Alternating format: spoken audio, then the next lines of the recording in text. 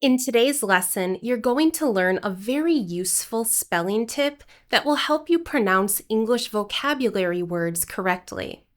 You might not believe this, but there are some natural spelling rules that native speakers internalize.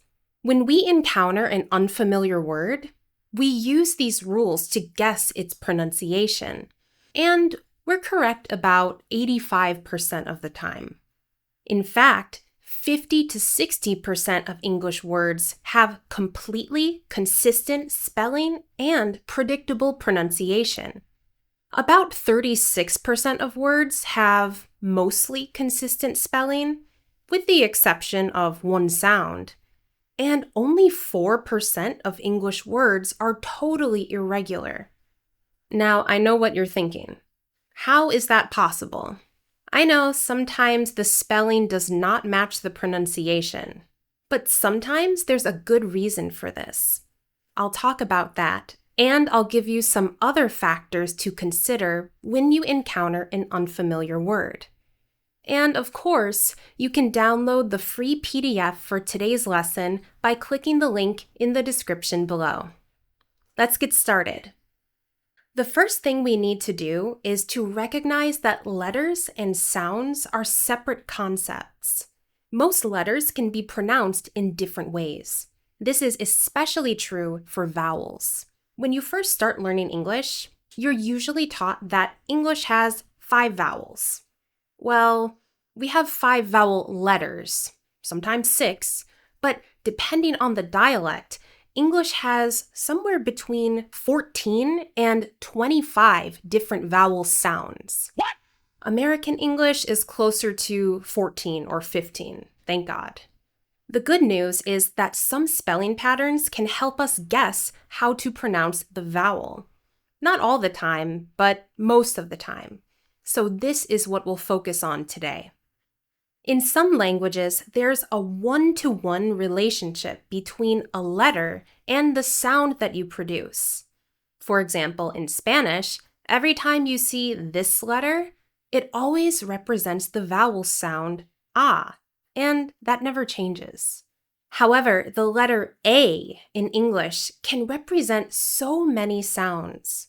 For example, father, saw, after, many, name, agree. Yeah, I'm so sorry. This is why it's especially important in English to distinguish letters or combinations of letters and sounds. Let's look at this chart. We have our 5 vowel letters. The pronunciation of these letters will be very important. A, E, I, O, and U. Don't forget this. Sometimes the letter A is pronounced as a short vowel sound or a long vowel sound. I don't know if these terms are commonly used to teach English learners, but this is something that native speakers are taught when we learn how to read and write in elementary school. Let me demonstrate the basics with some one-syllable words. Keep in mind that I'm from the US, so my pronunciation of these vowels reflect what you hear in general American English. Our first short vowel sound is ah, like in the word at. But what happens if you change the spelling and add the letter E? Well, now we have the word eight. This E is silent, but it gives us crucial information. It tells us to pronounce the previous vowel letter with a long vowel sound. Long sounds are pronounced like the name of the letter in the alphabet. This letter is pronounced A. This long A is really a diphthong, or a combination of 2 vowel sounds. It starts with E and it changes to I. A, eight, eight. Next, we have the letter E. This letter has a short vowel sound, like in the word pet, but a long vowel sound, E, like the name Pete. The letter I is pronounced with the short vowel I in the word sit. If we add a silent E, then we know to pronounce this vowel with a long sound. I, site, like a website. This is another diphthong from A to I. I, sight. Next, the letter O. Here we have the short sound ah, like the word not. This changes to note. Again, another diphthong, o to u, oh, note. Finally, how do you pronounce this letter? U, like the word you. This time, let's start here. Huge. Not all the time, but most of the time, the long U sound begins with an additional Y sound. U, huge. If we remove the silent E, then we have to pronounce this as a short vowel. Hug. So let's quickly review the pronunciation of all the short and long vowel sounds. Repeat after me. A, at. A, ate. E, pet. E, peat. I, sit. I, sight. Ah, not. O, note. Hug. You, huge. Good. Now let's talk about how to identify long and short vowels in words that have multiple syllables. Here's a really useful spelling pattern. Long vowel plus consonant plus another vowel. I'll show you examples of long vowels at the beginning, in the middle, or near the end of longer words. Pay attention to the spelling and repeat after me. A, invasive, lemonade. E, equal, material, impede. I, idea, private, exercise. O, ocean, moment, episode.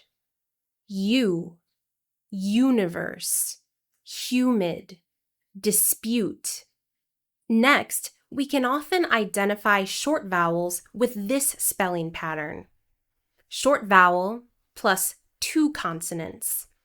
This can be two of the same consonants, like pass, or it can be two different consonants, like past. We pronounce both words with the short A sound, a.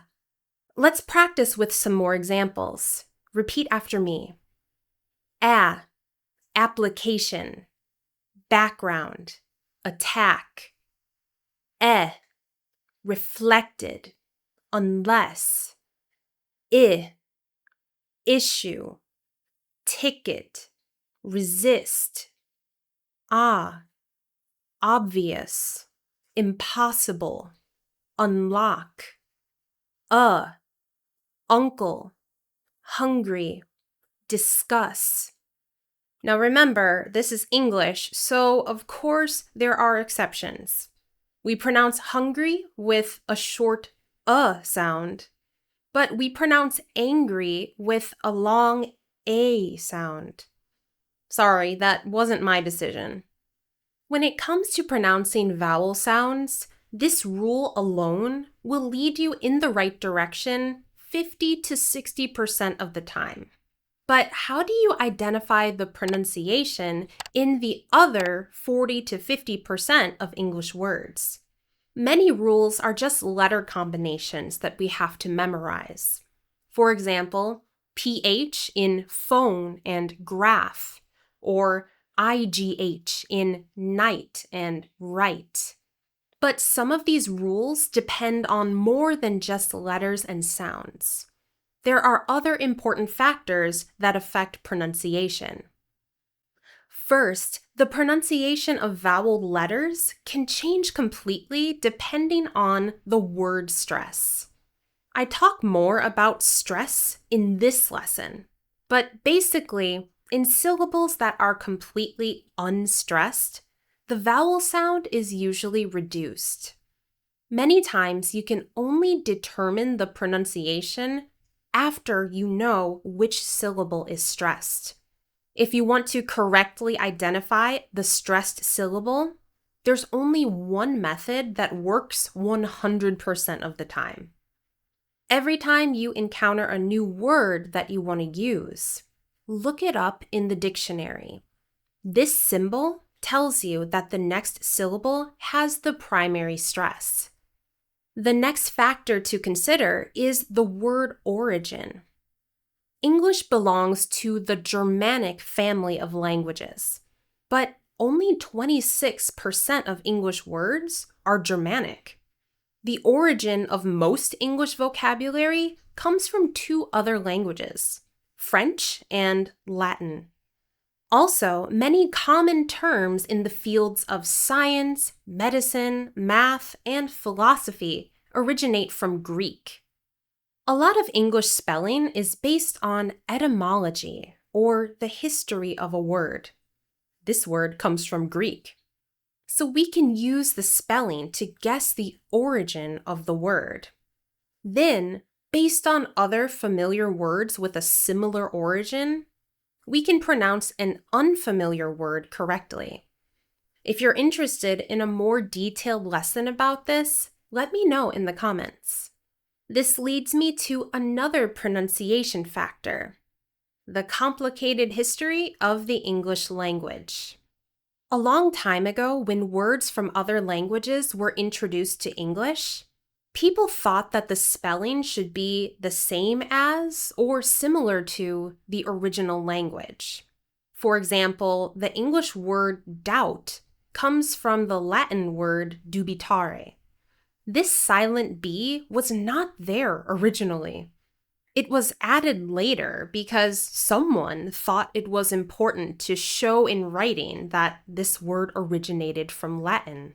Horrible, terrible, awful.